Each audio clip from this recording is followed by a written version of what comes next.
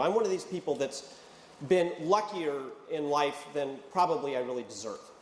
And one of the ways in which I've been lucky is because some things have gone well, I've been able to become a self-employed professor, to endow my own chair, and to grant myself tenure.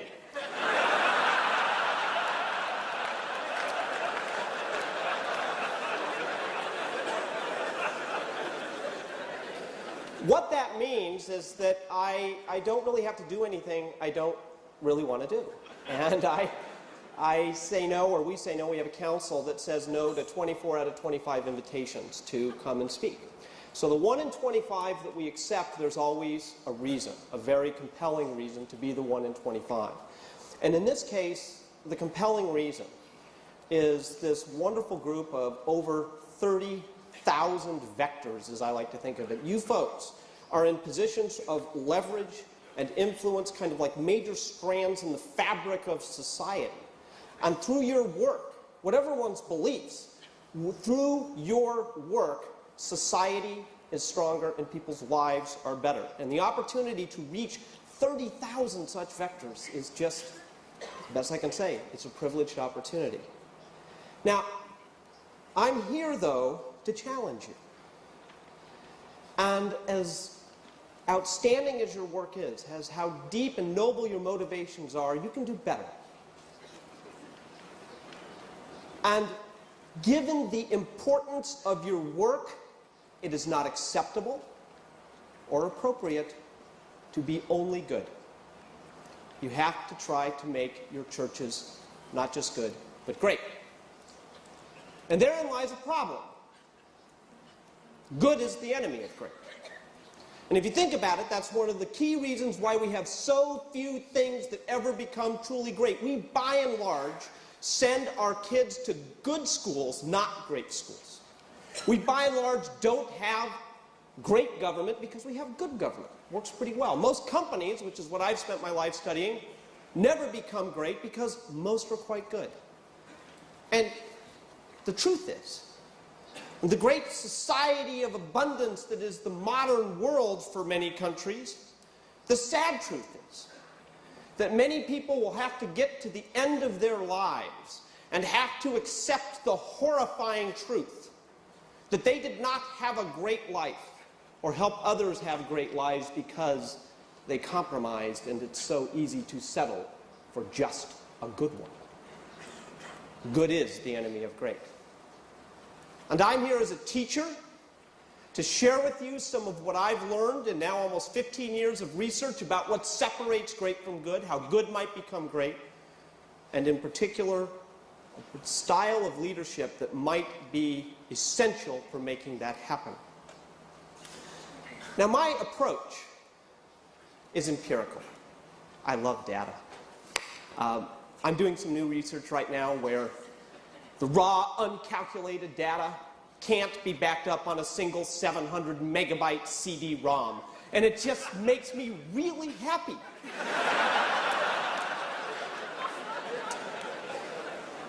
We pursue what we call B-HARPs in pursuit of B-hacks, big, hairy, audacious research projects in pursuit of big, hairy, audacious questions. And I remember the moment when my research journey began, when I had to come to terms with the fact that no matter how much I thought I knew, I'm basically ignorant.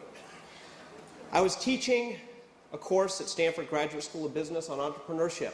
And on my second day of class, one of those wonderful students who sits in the sky deck up in the back shot her hand up. This is the place where people peer down at you and calculate minute by minute how much they're paying in Stanford tuition and assessing you. Not favorably. Jim, I have a problem with what you're doing in this class today. The problem is that your syllabus is about how to start and build great companies or great institutions from the ground up. But you're having us learn from companies like, say, Apple Computer. And Apple's done some neat things, and this was about late 1980s. But how do you know, Jim, that Apple was successful in any way because of what it did? It appears to me they were just lucky.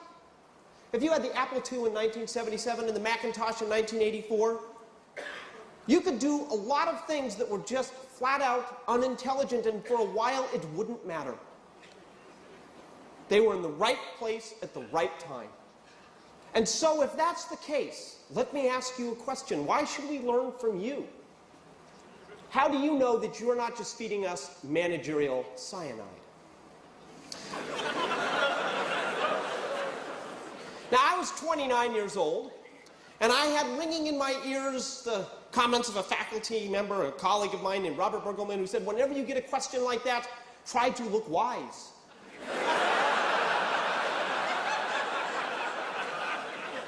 I looked 17. And so after a long, suitable, trying to look wise pause, I simply said, good question, I'll get back to you. And it was a great question, because it really planted the seeds of something that had been really bothering me, which is, how would you ever separate out the because of variables versus the in spite of variables? How would you ever know what really accounts for something being exceptional versus not? And so I teamed up with a colleague of mine named Jerry Porras, and he had a brilliant idea. He said, what we should do is look at institutions that have been successful for long enough, not years, but decades. And therefore, if they've been prosperous and exceptional for decades, we know that it couldn't have just been luck, or it couldn't have just been cheating, or it couldn't have just been in the right place at the right time. It can't even be just one great leader. If you have 5 or 10 or 15 decades of greatness. And that was the genesis of the book Built to Last, and the real key was the idea of matched pairs, comparisons, taking two companies that were in the same spot, same time, same opportunities, same resources, same moment of birth and history, like genetically paired twins. But one became great and the other didn't, like GE versus Westinghouse. And you track them over time and you ask systematically what was different over the long course of history, and you get insights about what might make a great institution. After Built to Last came out, I was really struggling with what to work on next. My wife, Joanne, we've been married almost 25 years now, gave me some very wise advice. She said, don't set out just to do another book or just to do another project to fill the void in your life of not knowing what to do.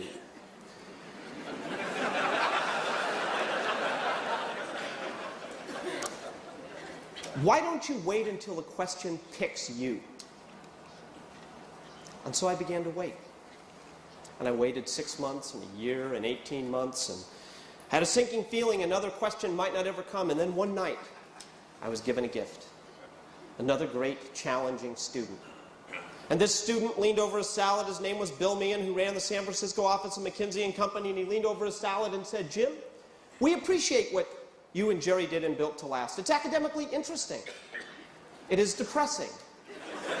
And it is useless. 6 years of my life. Interesting, depressing, useless. And I was depressed at the same time because I didn't know what to work on. Well, Bill, what's up with that?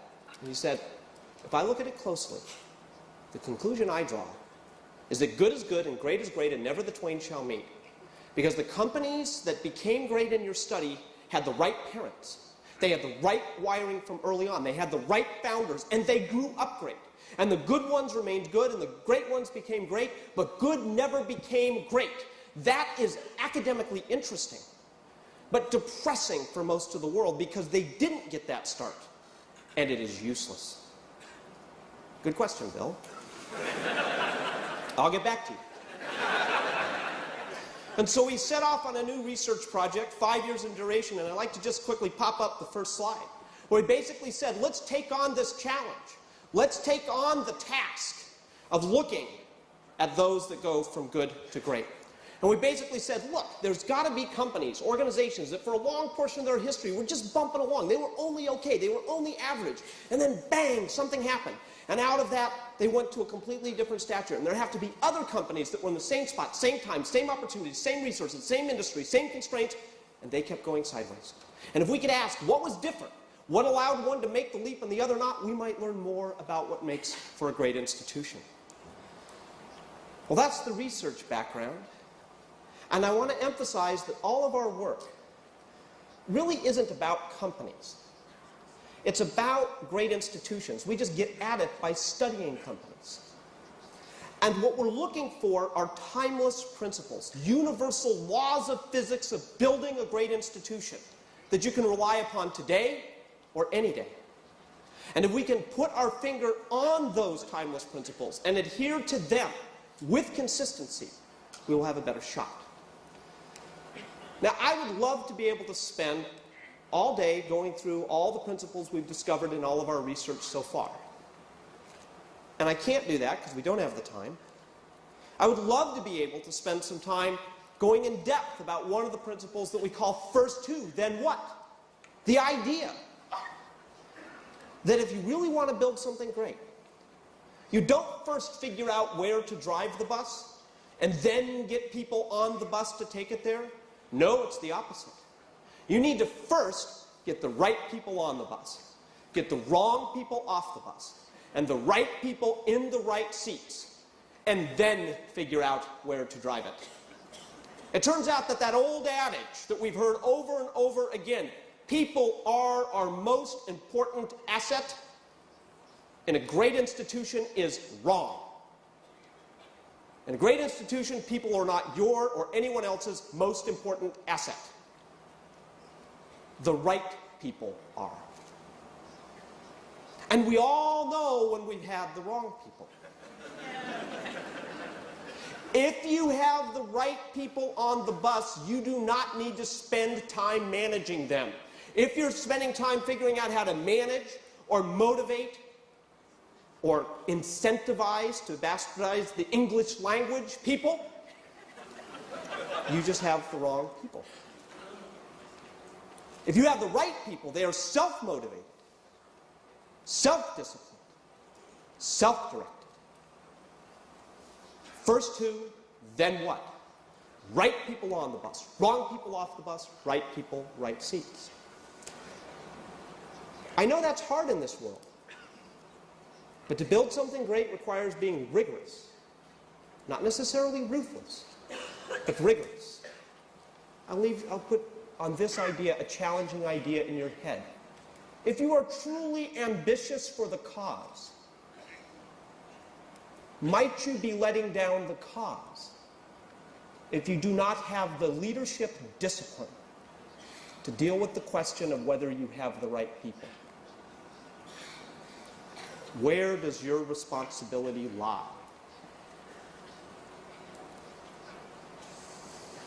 I'd love to spend some time on the idea that building greatness is like turning a giant heavy flywheel, push upon push, turn upon turn. It's like Willow Creek, right? It's a cumulative momentum. What was the one single breakthrough moment for Willow Creek? Well, no, it's a whole series. I remember when I first came to the first one, I think there was just this room and a little satellite off-site place. Now we've got all these centers, right? It builds like a giant flywheel. There's no single push. It's push upon push over time, like pushing a flywheel. I'd love to be able to challenge you on the idea that you should only do those things that meet 3 tests. You're passionate about it. You can be the best in the world at it. And it fits with your economic engine. But instead, what I'd really like to do is to focus on the principle that we discovered that has most to do with leadership, that has most to do with the challenges you face, and that fits with the theme of this summit. Now I have to admit, I'm a recovering leadership skeptic. I probably spent most of my life as not even resembling a seeker when it comes to the topic of leadership. At the beginning of the Good to Great research project, in fact, I asserted to the research team, we will not have a leadership answer in this book. Highly conducive to their freedom of thought. And the reason I did that is because my view has been that leadership answers are sloppy. They are a giant plug figure for everything we don't understand. If a company or an organization does well, we say, it must have been great leadership. But then if it ceases to do well, we say, well, the leadership must not have been as great as we thought. We go round in circles. We cover up our ignorance by having the one all-purpose, simple, ready-made answer, it's leadership. And that is intellectually sloppy. And so I said to the team. So So the team kind of rolled their eyes and let me have my rant and went about doing their research. And the wonderful thing about people who join our team is they're not loyal to me. They don't care what I think. They are loyal to the data and to the truth. And one day I walked into a research team meeting, and the research team had all joined hands around the table, and I thought, well, that's kind of different. Jim, today is the day that we've decided to tell you that you are wrong. What about this leadership thing that you keep telling us not to look for? We think you're just biased, and it's a place where you're not being scientific. Because we believe that the data very clearly shows leadership to be a crucial variable in whether these companies made that leap from good to great. And I said, oh, really? So let me ask you a question, team. How do you explain the comparison companies? How do you explain the fact that companies that were in the same spot, same time, same opportunities, same resources, same size, same everything, and they also had leaders, and some of them were exceptional leaders?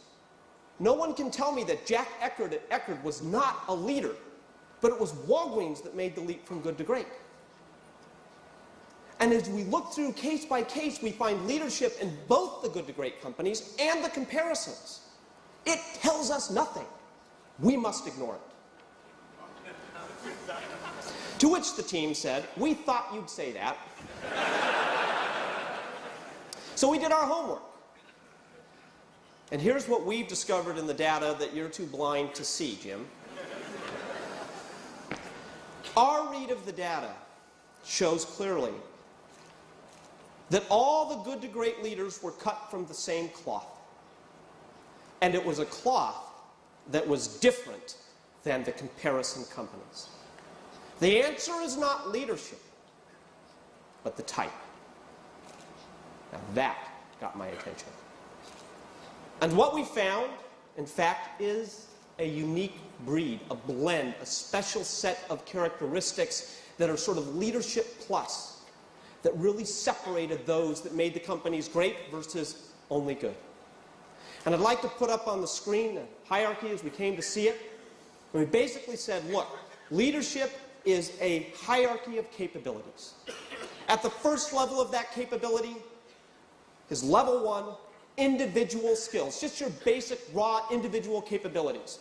And then if you're lucky, you go to level 2, you become a good contributing team member. And then level 3, you become a competent manager. And then, much of what our culture attains, you might go to level 4, which is to be a good, effective leader. But that's where most of the comparison leaders stopped.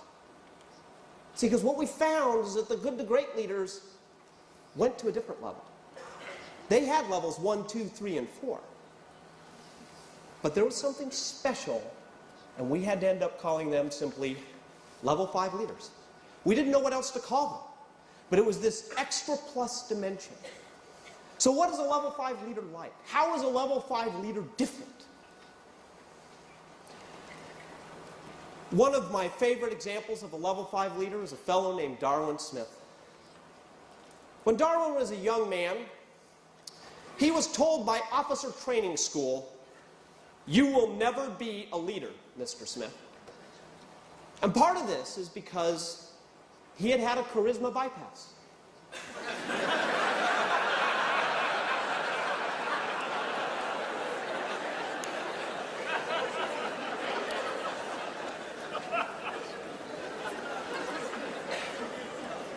He went on and became an attorney, became a corporate counsel of a company.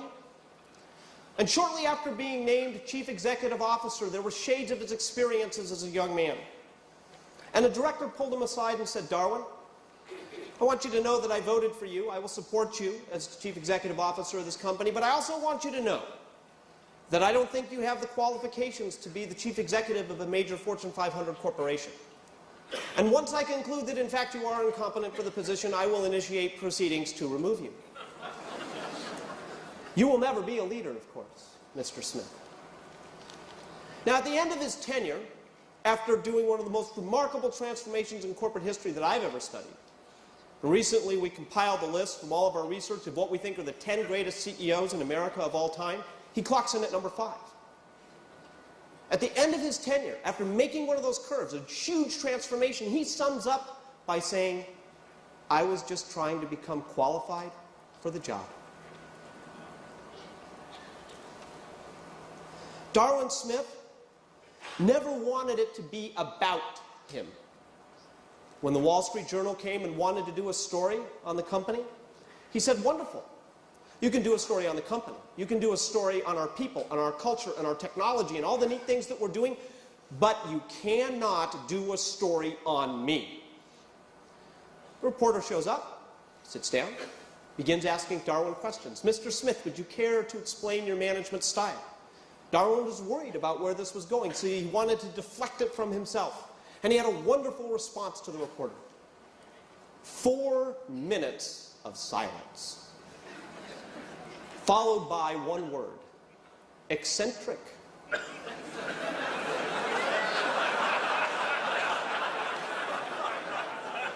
They did not do a feature story on Darwin Smith on the front page of the Wall Street Journal. Darwin had a genuine humility, a genuine sense that he wasn't the great superhero, and he knew he couldn't lead in a charismatic fashion. But if you were to mistake that humility for being a form of weakness, you would have been terribly mistaken, because hand in hand with that genuine humility was a willfulness that was absolutely terrifying. Darwin had been diagnosed with nose and throat cancer shortly after being named chief executive. He was given a year to live. He goes to the board and says, "I'm supposed to be dead in a year. You probably should know that. But I'm not dead yet." And he commuted across the country weekly for radiation therapy. Maybe it's the odds. Maybe someone was watching out for him. Maybe it was luck. Who knows? But he beat the cancer. And he lived 25 more years, 20 of them as chief executive. And shortly after he was going through the cancer, he was out one night at his farm in Wisconsin, near here, a place called Gottrot's Farm. And the way that Darwin would make his big decisions was to drive a backhoe. And he's out there moving rocks from one end of the property to another. The rocks are still there, actually. You can go out and say, well, there's one decision and there's another decision, because he would just move rocks, and they had to remove the little beep, beep, beep, because he tended to do it at 2 o'clock in the morning. So one day after moving rocks, he sits on his porch with his wife, Lois, and looks out and he says, "I learned something from my cancer. If you have a cancer in your arm, you have to have the guts to cut off your own arm. I've made a decision. We're going to sell the mills." Kimberly-Clark had spent most of its history in the forest products business. Paper like the paper you have in your laps right now. And Darwin began asking questions like, are we passionate about this business? Can we be the best in the world at this business? Would it best drive our economic engine? And the answers kept coming back no. But it was about 70% of the company in 100 years of its history. But it was the cancer. And Darwin looked at it, and one day somebody picked up a box of Kleenex. So we do have this little side business where we've turned a brand into a category like Band-Aid or like Coke. And then they said, maybe we could be the best in the world, passionate about with great economics, the paper-based consumer products. If you have a cancer in your arm, you have to have the guts to cut off your own arm. Sell the mills, all of them. Sell even the mill in Kimberly, Wisconsin. 100 years of corporate history. Throw all of the resources into the consumer business and go head-to-head with Procter & Gamble in a pitched battle. 25 years later, they were the #1 paper-based consumer products company in the world. They beat the market 4-1, and I would say he had become qualified for the job. If you want to understand level 5, you need to see those two sides that Darwin exemplified. On the one hand is this idea of a genuine personal humility. It is not about me. And on the other hand, an absolutely terrifying will on behalf of the cause or the company or the work. I was just trying to become qualified. Sell the mills. The central question about level 5 leadership is this: what is the truth of your ambition? What are you ambitious for, first and foremost? Because the definition of level 5 are leaders who are ambitious first and foremost for the cause, for the company, for the institution, for the work, not themselves. And they have the will to make good on that ambition no matter what is thrown at them. Another classic level 5 was Katharine Graham of the Washington Post. If you want to understand the inner terrain of a classic level 5, I warmly recommend her book, Personal History. If you climb into that book, you will see this duality. August 3rd, 1963, she's taking a nap upstairs in her house, and crack, she hears a gunshot go off downstairs. She goes downstairs, opens the bathroom door, and finds the love of her life, her husband, Philip, splattered across the floor, having taken his own life. Not only did she have to deal with that, but she had to assume burden of responsibility for the Post, a position she'd never envisioned that she would have, at a time when women didn't hold such positions. And the board turned to her and said, well, are you going to sell the company now? And her response would be like Queen Elizabeth saying, we're going to give in to France. To say that Katharine Graham was a steward for the Washington Post would be like saying Queen Elizabeth was a steward for England. Queen Elizabeth I, that is. She not only took over the Post, but she took on an ambition of saying, we're going to turn this mediocre, average regional paper into one of the few newspapers in the world that is uttered in the same breath with the New York Times. And in the early 1970s came a decision to make, whether to publish the Pentagon Papers. And of course, at the time, it was more dangerous for the Post to publish the Pentagon Papers than the New York Times. Why? Because the Times had already published and had received a court injunction, which means the Post could be seen as defying the Espionage Act, which meant that they could lose all their media licenses, and that would jeopardize their public stock offering and put the company at severe risk. What did Katharine Graham do? Ambition for the cause of journalism. If you have the will, she published. She did not flinch. Her lawyer advised her not to publish. She published. Of course, a few years later, we all know the story of Watergate. We know what happened in the Watergate event.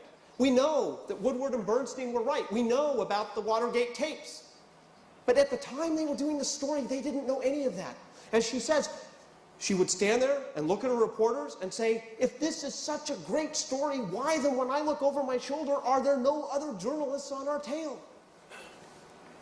She backed them. And despite severe, terrifying threats from the Nixon administration, they published. Without Katharine Graham, those things would not have happened. Most would have flinched. Most would have listened to their lawyers. But when it came time to take credit, she did not.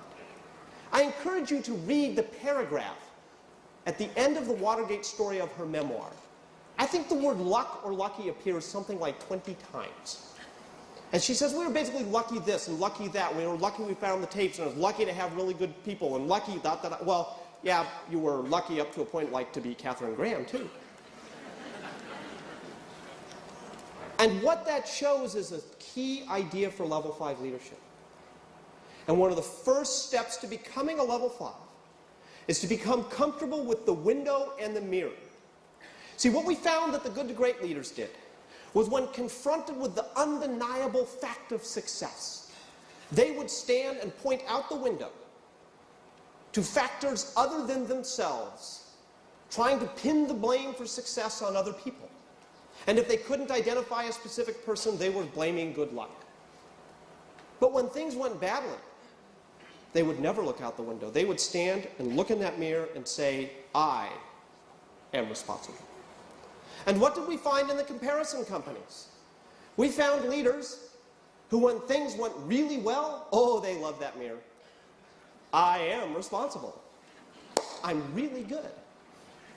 I've written 900 pages on how good I am. Would you like to read them? But when things go badly, where do they point? right out the window. Oh, it's the markets, or it's a difficult year, or the economy's down. That is not level 5. What is your relationship to the window and the mirror? When confronted with the undeniable fact of success, is your instinct to pin the blame for that success on factors other than yourselves? And when things go badly, is your instinct to stand in front of that mirror and say, I am responsible? And it's one of the steps in becoming level 5, and I'd like to share with you a few of the others that we've learned so far since publishing the book. After Good to Great came out, we've been asked any number of times, can you become level 5? Is this innate? Is it genetic? Can you develop it? Can you find it? And this is not an academic question for me, because I can assure you that when I wake up in the morning and I go and I look in the mirror, I do not see a level 5 staring back. I hope people can become level 5, else I am doomed.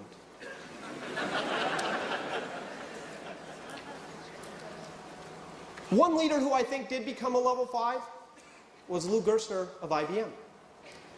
And I'd like to just quickly get the slide back up of the level 5 pyramid, because I think what Lou Gerstner did, if you trace his career, he was somebody who started out when he was a McKinsey analyst at level 1. He was a good, smart analyst. Then he became a good member of teams on the McKinsey analyst teams. Then he became an engagement manager, and then he left McKinsey and went to places like American Express and R.J. Reynolds, where he was a classic, effective level 4 leader.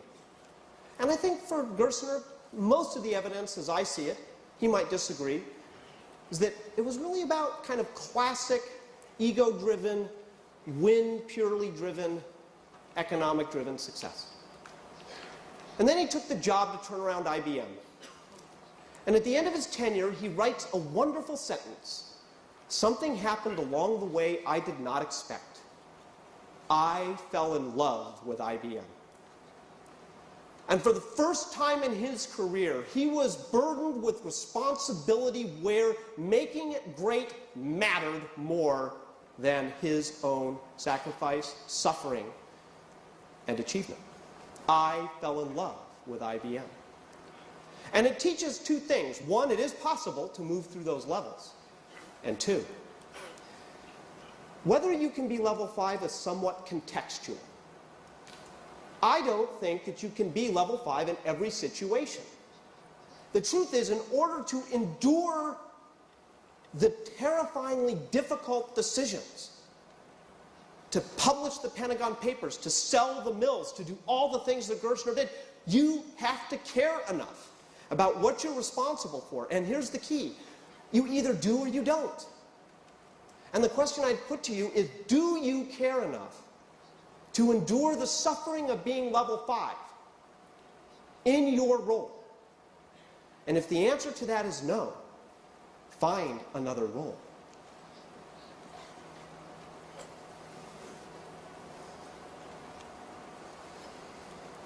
So how does one become level 5? What is the process? And I believe it's a very pedestrian process. I believe it's a process of a series of decisions. And what I'd like you to picture is that you're walking down a path.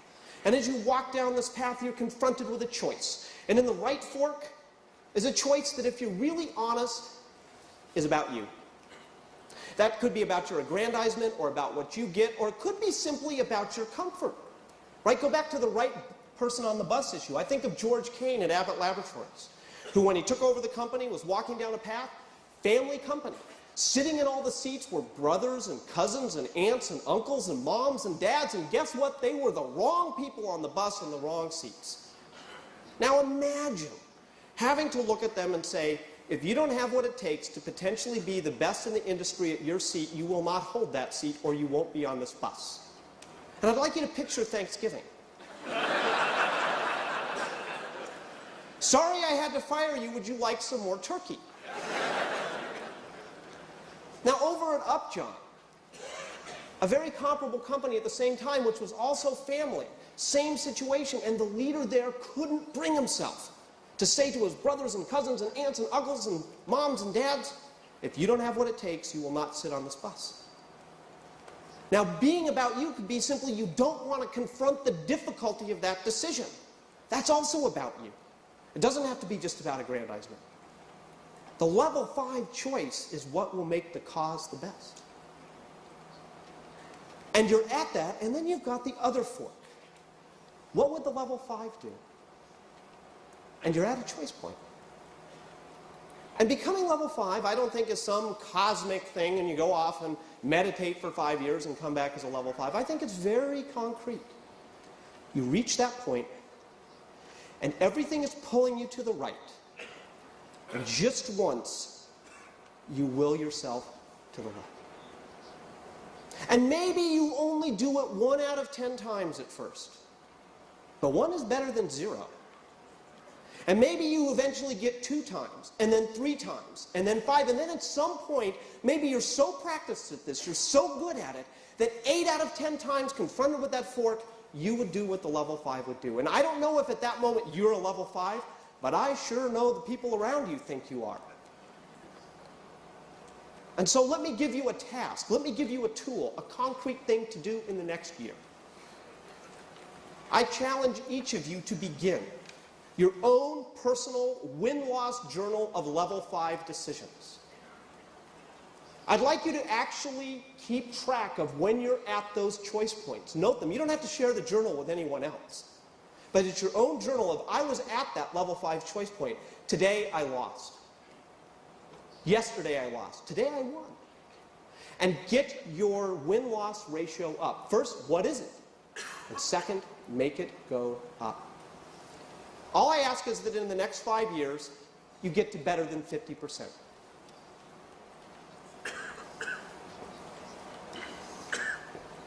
And as you do this, a second question for you to think about.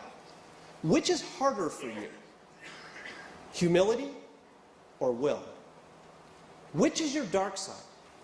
Lack of humility or lack of will? Now, most executives say it's lack of humility because I have the will. I find this rarely to be true. I find they talk will, but don't do it.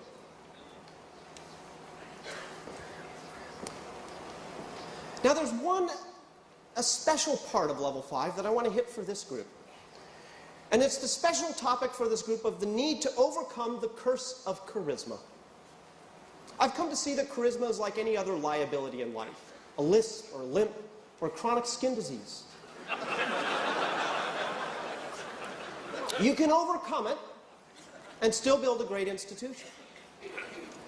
Now, this world is dominated by a lot of recovering charismatics who don't yet know that they need to be recovering charismatics. We used to think of leadership charisma as a basic asset. And if you didn't have it, you could compensate for its absence. What the data shows is the opposite. We should think of leadership charisma as a liability.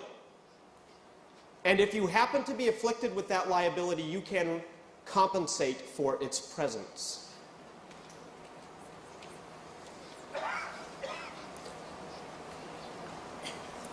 Why might that be?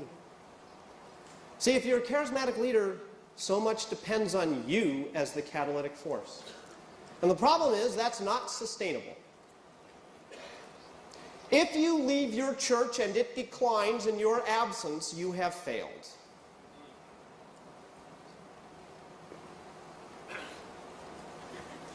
If it is so dependent upon your force of personality that it can't grow without you, you have failed.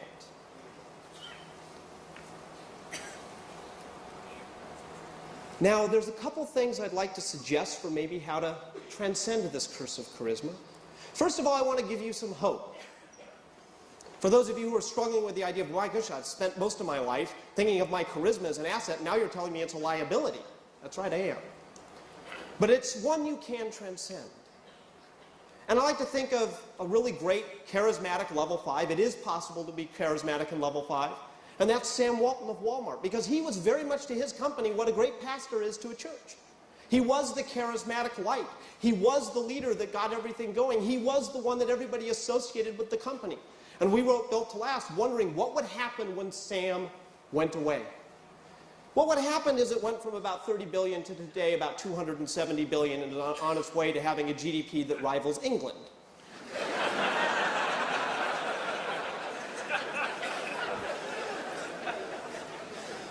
I keep thinking of a picture of the United Nations Security Council. United States, United Kingdom, France, Walmart.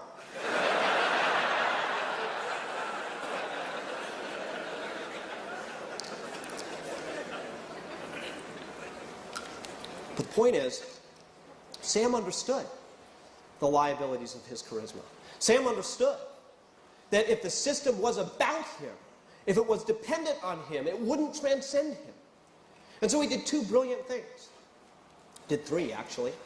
The first is that he set in place a goal that was so huge, so audacious, and so long, a true big, hairy, audacious goal that would carry on far beyond his tenure. A goal, remember Kennedy and the moon mission?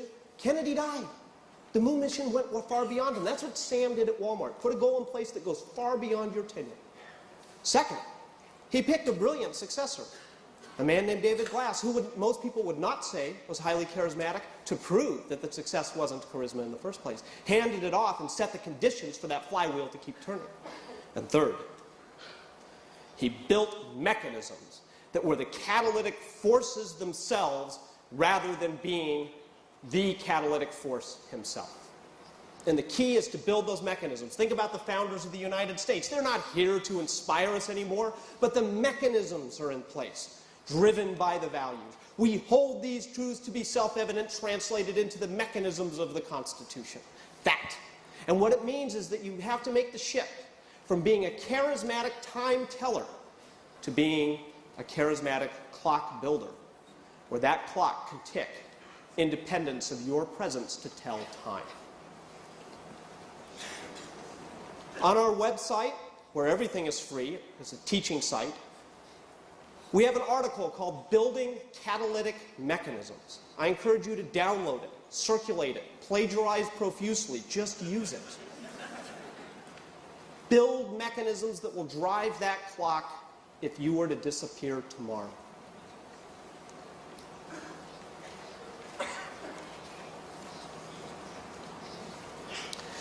Now, I have good news and bad news in this presentation. The good news is, one of them is, and just reflect on this for a moment. We did a study that began with the ultimate dark side called Wall Street. We did a study that selected companies based on cumulative stock returns relative to the market. We did a study that was purely empirical, where we were not looking for any particular finding other than me looking for not having a leadership finding. And wonder at this.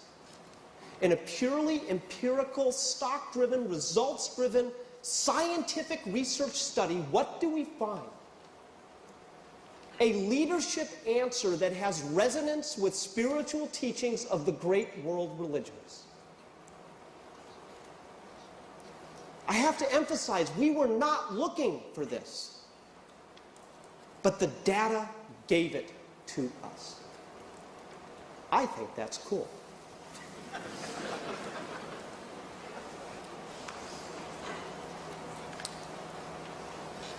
Another piece of good news.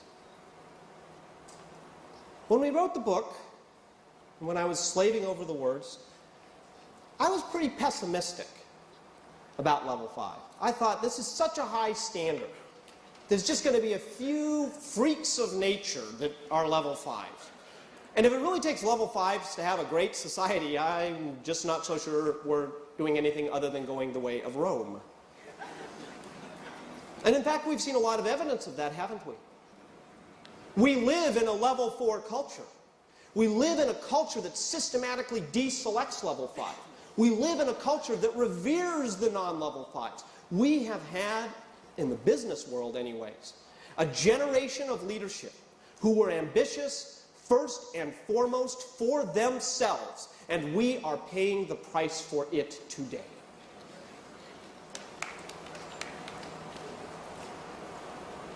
And that's dark. But you know what? Here I am reading a year ago,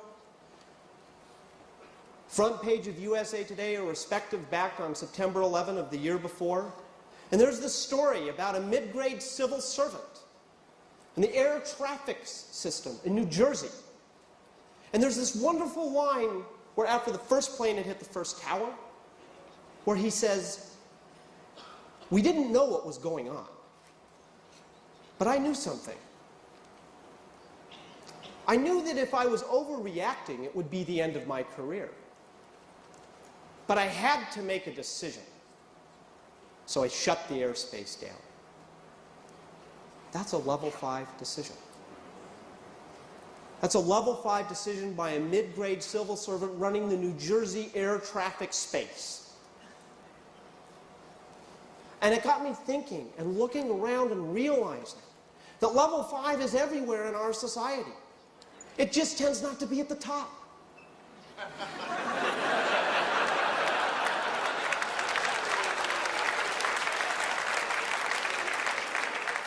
I see level 5 sports coaches and high school teachers and platoon commanders and pastors.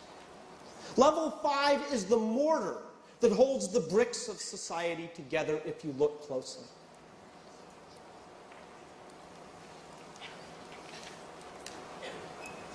It is a hard journey, but I think a lot of people can do it. I don't know yet if I can, but I hope to. And I hope you can too. But being such it's a hard journey, I have 2 closing thoughts on it. The first is a question. Is it perhaps a brutal fact that you have to sacrifice your family and your relationships and allegiance to other variables in order to be ambitious for the cause with will? What is the price of being level 5? Do you have to give up all the rest? Well, the data, and I do love data, is a 50-50 mix. About half of the good to great CEOs, in fact, I would say, trashed most of the rest of the stuff in their life. But that's good news, because the other half didn't. And they also did it. And what we learned is that being level 5 in your work and being able to be level 5 in other parts of your life is not a function of circumstance. That is a function of choice. And if you don't have it, it is your choice, not your circumstance. I look to Coleman Mockler, the chief executive of Gillette, when it went from good to great, who battled 3 massive takeover attempts on the company. I mean, you talk about short-term pressures, staring down these corporate raiders. In the middle of the takeover battles, he didn't come in on weekends. He didn't miss time with his family. Yes, we probably should have a board meeting, but I have something to do with my daughter tonight, thank you. Mr. Perlman, who was making a tender bid, could wait. My daughter's more important. And he gave freely to his university, which he loved dearly. And at the same time, he founded a group of business leaders in Boston who would get together every, I think it was Monday morning, to discuss the application of their Christian faith to their work life. He did all this while battling takeovers and being one of the only 11 CEOs in corporate history that I found that took companies from good to great. And when he died, somebody who was at his funeral said to me, the thing that stood out was how much Coleman was surrounded by love. It is a choice.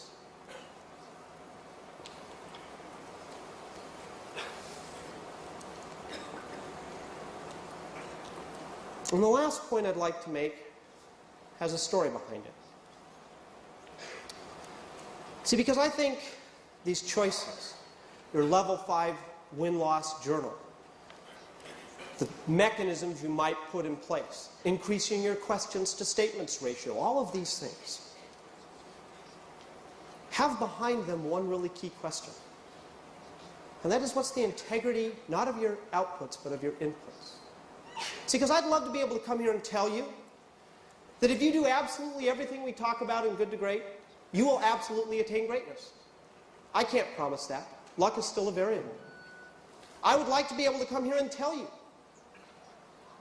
that you can do everything right and be guaranteed of the outcome. In 1985, my wife Joanne won the Hawaii Ironman. Great outcome. But that's not the greatness. As she went into the race that year, she had a hamstring injury. She was only able to run 17 miles a week in preparation for the Ironman, which, as you know, is a 2.4-mile ocean swim, 112-mile bicycle ride, followed by a 26.2-mile marathon run, on the hot Kona coast of Hawaii in 100-degree heat. It is just stupid.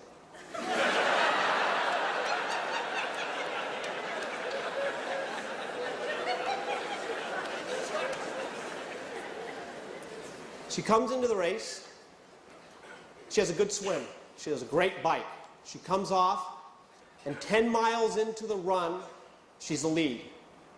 With 16 miles into the run, she has a 10-minute lead. Only 10 miles to go. And then those 17 miles caught up, and she began to fall apart. 9 miles to go, a 9-minute lead. 8 miles to go, an 8-minute lead. And 7, 6, 5, 4, at 3 miles to go. I'm watching on the ABC camera truck at the finish line, and I see her stop dead in the lava fields. She pauses, takes a huge breath. She looks up, takes another breath, looks down at her legs, curls her fists, pounds, and she starts to run. 3 miles, 3-minute lead. 2 miles, 2-minute lead. A mile to go, I see the lead car, I see the ABC truck, and I see Joanne. Not far behind, I see second place coming. When she goes by me with a half a mile to go, she did not even recognize me. She made the turn down by the pier and crossed with something like 26 seconds to spare in a 10-hour race. A few days later, I asked her what happened at mile 3. And she said, I realized the race was slipping away. It was no longer up to me whether I would win. I knew that. And so I had to give up the need and the attachment to win. And it became a race for self-respect. And all I wanted was for the rest of my life to know that I could not have run a step faster, whether I came in first or third or seventh or 9th or 12th. And this was the key phrase. Only I would really know.